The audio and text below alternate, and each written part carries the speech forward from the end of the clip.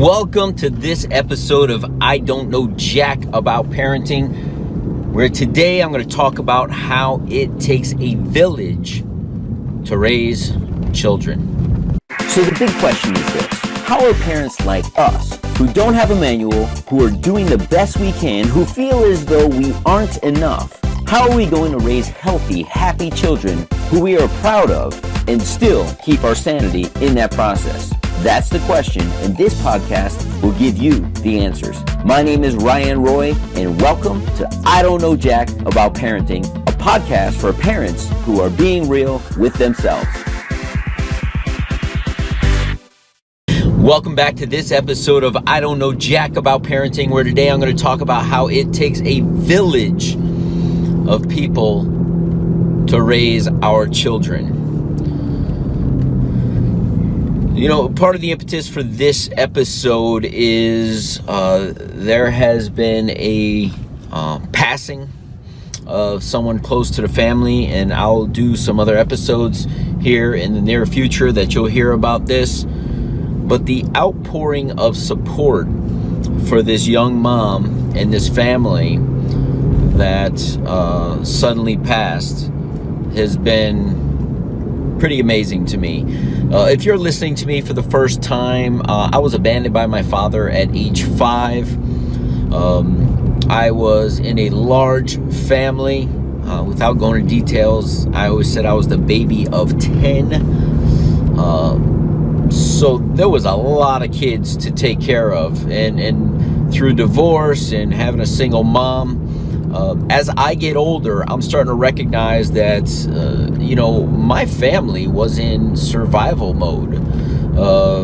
We needed the necessities covered before we could worry about what our life purpose was or, how we're going to give back to the community. We were trying to fend for ourselves. So to watch it take a village, and I imagine my mother had a ton of support that I don't even necessarily know about. What I do know about growing up is I know I spent a lot of time at friends' houses, at sleepovers.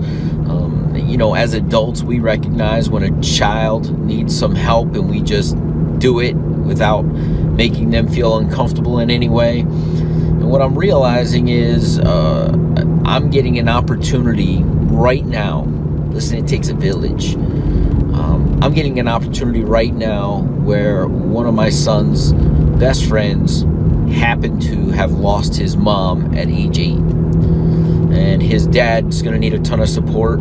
But how can we support? We can make it as normal as possible for my son's friend. Does that mean more sleepovers? Does that mean taking him to the ball game with us to give dad a break? Does that mean, what does that look like?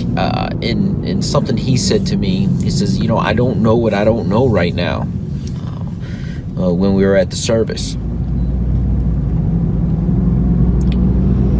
He's right, he doesn't know and I don't know. All I know is I have an opportunity to give back when so many people were pouring into me. But you may be saying, well, listen, that's a passing and not all of us are going to have to deal with that. But I'm going to tell you, you don't have to, take a kid in or more sleepovers or anything like I'm describing or what my life may look like going forward. It's as simple as you watch a kid at a grocery store losing it on his mom, or she is losing it on her mom. And I often will walk up to him and I'll say, you look so much better with a smile on your face. We'd love to see that smile. And the kids stop crying and they kind of look at you and they look at mom, and mom will kind of like look and smile at them, and then they kind of smile and they stop their crying. It takes a village because they don't realize mom's the only person or dad's the only person that they're trying to get the attention or they're having their tantrum with. And for us to reach out in a kind way, not judging each other as parents because it's tough, right?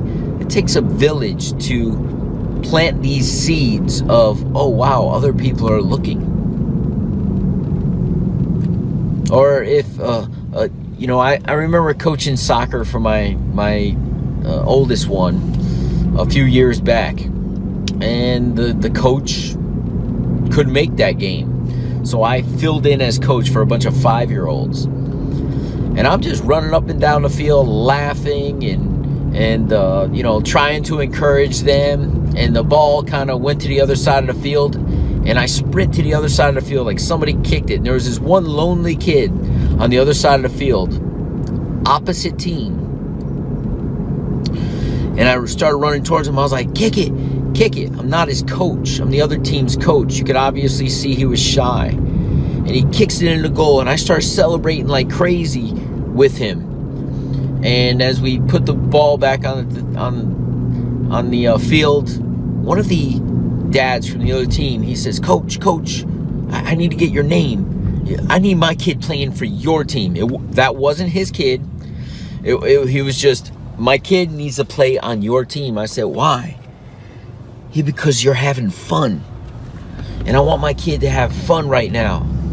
And there's a lot of other coaches out here not having fun. And I was like, wow. And I'm in my own little world. But I'm impacting their lives by positive reinforcement, positive words of encouragement.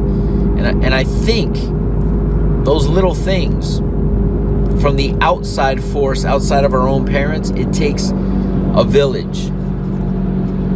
I remember last year at the beginning of the school year, we went to the open house night at school.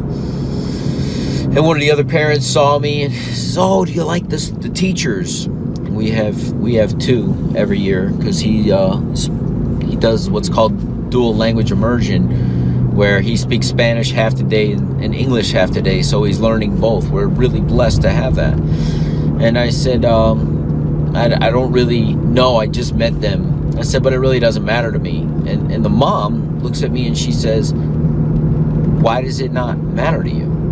I said, because one, I like to focus on what I can control, and I can only control what I have at home. And it's not these teachers' responsibility to make sure my kid learns. It's my responsibility. So I imagine they're going to follow their curriculum, and I'm going to be here to support them in following that curriculum. But I'm fully confident that we're going to do what's necessary at home, regardless of the teacher, to impact him. See, our teachers are part of our village, but they're not the village. We, as parents, need to fully respect and take on our role, and the village is our support system. But it takes a village, and I'll tell you, growing up with what seemed to be not much of a village, I've grown up to, and I was taught to be very independent. But as I grow older and I build teams around me, whether that's teams of parents, business teams, this podcast doesn't get out there without a lot of help and a lot of assistance and a lot of encouragement. And that's my team who helps me do that. You, an audience, when I get feedback, you feed this. You're part of my team. You're part of my village. So as I get older and I start looking at community coming together, surround yourself, parents. Listen, surround yourself. See, I don't know jack about parenting, but I know this thing is hard. I know this thing is difficult, and I know with other perspectives, we can make things a little easier. Again, having dinner with one of my son's friends' parents, right? Some other parents, and the kids get along really well, and we get along as parents. Had dinner over their house the other day, and they're just kind of sharing some of the challenges they're having with their son that's the same age as mine. And he says, lately he's been pretty disrespectful. You'd think he was a teenager. He's got a little mouth on him. And even more than that, we'll send him to his room or something for some quiet time to think on it, and he slams doors. I don't know what to do. And I said, oh, I know what I would do. Now, not that I have this challenge. So what would you do? I said, well, you don't like the door slamming, right? He goes, no. I said, and I'm sure he likes his privacy. That's why he slams the door. He's like, yeah. I said, well, he doesn't get his privacy or the opportunity to slam a door if there's no door. I would just, personally, I'd take it off the hinge and see how much he likes not having his own private space.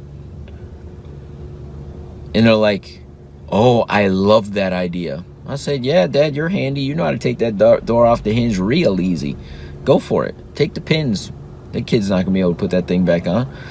And he's like, he goes, for how long? I said, how long do you think it's going to take? He goes, a day? I said, I would do 2 weeks personally. There's no pain in one day. And he was like, I said, but you have to stick to it. I go, but without a door to slam, and the next time he thinks about slamming a door when he gets it back, he's going to go, oh, I better not slam it because I'm not going to get it for 2 weeks. But if it's a day, that's not enough on a kid's radar to be even worried about it. So it takes a village of ideas and perspectives and outside looking in. So find your village. Find those people you trust. Find those people who have like values like you. Because, again, I don't know jack about parenting. I just know this is the most difficult and the most important job I've ever had. And I want a support system around me that gets it and wants it as badly as I do and gives me great ideas as I bounce great ideas off of them. And you know what? If the shoe fits, right, you wear it. And if the shoe doesn't, you could just throw it away. So if you get some advice from somebody, you're like, I could see how that works for your family, but not mine. You don't even have to say those words. You just go, wow. Tell me how that pans out for you. Just bounce ideas, and I'm telling you, some will stick and some won't. But without a village, you're stuck in your own mind, in your own world. So for those of you who listen to this podcast regularly, thank you, right? I hope you're obviously getting something out of it. For those of you who have not listened to it yet, do yourself a favor. I come up with all kinds of crazy ideas, but I'm just sharing my journey as I see it. And if you get one nugget, that serves you, it's better than not getting any nuggets. And I do, and I will admit, I have some out-of-the-box thinking, such as taking the whole door off. But in my experience, a lot of these things have been really effective. So, go build your village and work together to make an amazing community. We'll see you in the next episode. Do you want to be the dad you wish you had? If so, go get my free book, Be the Dad You Wish You Had, at BeTheDadYouWishYouHad.com. Inside, you'll find my most effective 40 tips to quickly and easily transform yourself into the ideal dad. Go to BeTheDadYouWishYouHad.com now and get it while it's free.